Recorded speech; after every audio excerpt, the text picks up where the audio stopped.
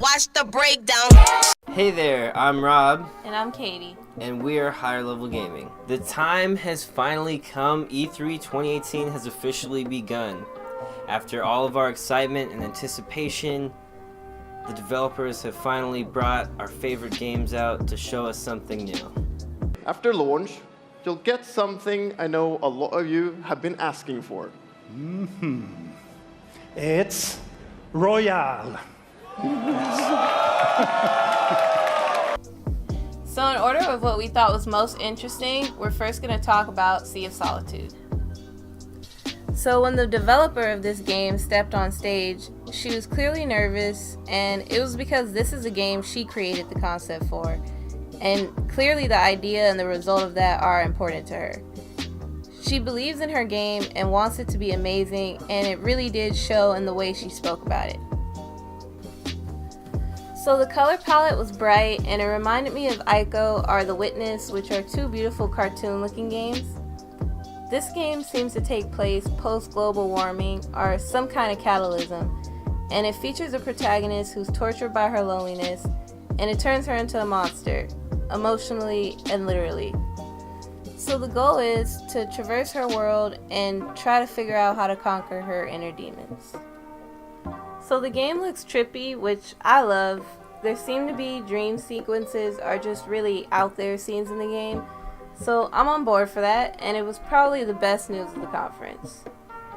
Well, it would have been, but...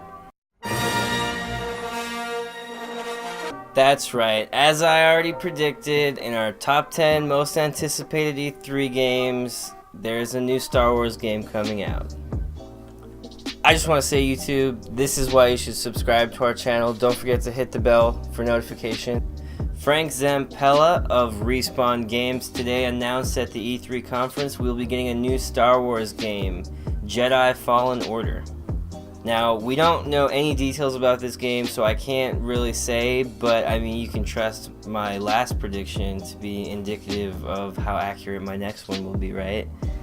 I'm pretty sure that this game is going to be in the vein of the Knights of the Old Republic games. There's a lot of buzz around those games being really great RPGs, and I think they're going to want to try to recreate that. I'm excited and relieved that we're not going to be getting any more Battlefront games. We did in fact get some Battlefront news though. They will be getting more content from the Clone Wars. Characters like Obi-Wan Kenobi. Hello there. General Grievous. General Kenobi. Anakin Skywalker. And Count Dooku are coming to Battlefront 2. So look forward to those OG Star Wars characters. So after this Star Wars news, we're truly looking forward to Anthem. It could just be that I like BioWare and don't want to see them die, but I'm really hoping this game is a success, and if what the developers are telling us is true, it could be. Yes, that is a big if. This niche of gaming is already becoming competitive. The game definitely falls into the category of others like Destiny and Monster Hunter World, so if the studio wants to be successful, they're going to have to show us something new and fun. If they can, maybe they will survive this release. So what is Anthem? Well, it's a multiplayer but not an MMO. You can play it with friends casually, but storytelling is important. They want to give a satisfying RPG experience, and we are pitched that the game is our world but your story. So the overworld is shared and continuous, but the bases serve story purposes and are yours alone. During the conference, they talked a lot about dynamic environments and a constant shift in the landscape, which is a fully shared environment. We'll see how much of that holds true. They really do emphasize having something to come back to for years though, so clearly they want to sell you on it being a game as a service, like everything nowadays. As far as the mythos of the game goes, Anthem is a world left by gods who are technological and scientific behemoths. These gods left their tools around and out in the dangerous world, one that's constantly being reshaped by violent storms and some kind of terraforming device. You find a lot of mutated monster creatures in the wild, and in the trailer, some are dog pack animals as well as a fire giant and a giant spider creature. So far, pretty standard RPG baddies. To navigate this hostile world, you're going to need armor called javelins here. You play the part of a freelance exosuit guy, so you're like a superhero or Power Ranger. You're facing off against your ancient rivals, the Dominion, who have weaponized the Anthem of Creation, likely whatever terraforming device was mentioned so much. There's a lot of verticality to this game, more so than Monster Hunter World or Destiny. You're exploring caverns, caves, and underground lakes and rivers, oftentimes going through mountains in a world that wraps in and around itself, similar to the level design of Dark Souls 1. You have a stamina bar for using your jets, and there's also fall damage depending on what class you choose. Interesting choices for a game that takes place often mid-air.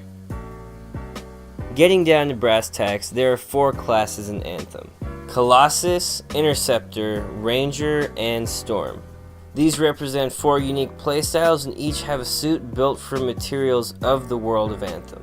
The Ranger is a more generalized, up-close and personal combat class. The Colossus is a heavy tank type with big-ass weapons and a Reinhardt type shield. Storm is the glass cannon magic fucker of the game. And the Interceptor, we're not really sure what the Interceptor does. I guess he intercepts things. There's going to be a lot of customization, lots of gear, weapons, paint jobs, even things like texture packs for the suit that will change geometry. They say you'll always know what you're buying though, and there are no loot boxes or buying gameplay advantages, which is good to hear, especially since this is an EA title after all. Anthem is a bold attempt at a game that tries to combine personal story and playing online with your friends. In this ambition, it takes a lot of risk, and it could be a huge failure, so I applaud that bravery and sincerely hope it pays off. So the last big thing EA did reveal was Origin Access Premier. It's a subscription service for games on PC. So it'll be $15 a month, and this will give you access to all of EA's titles and some from other developers as well. It's a pretty big move towards the subscription model of gaming, and the big draw here is that you get access to new releases like FIFA 19 and Anthem. Thanks for watching, subscribe to support our channel, and don't forget to hit the bell for notifications. This eye is not merely seeing reality, it is touching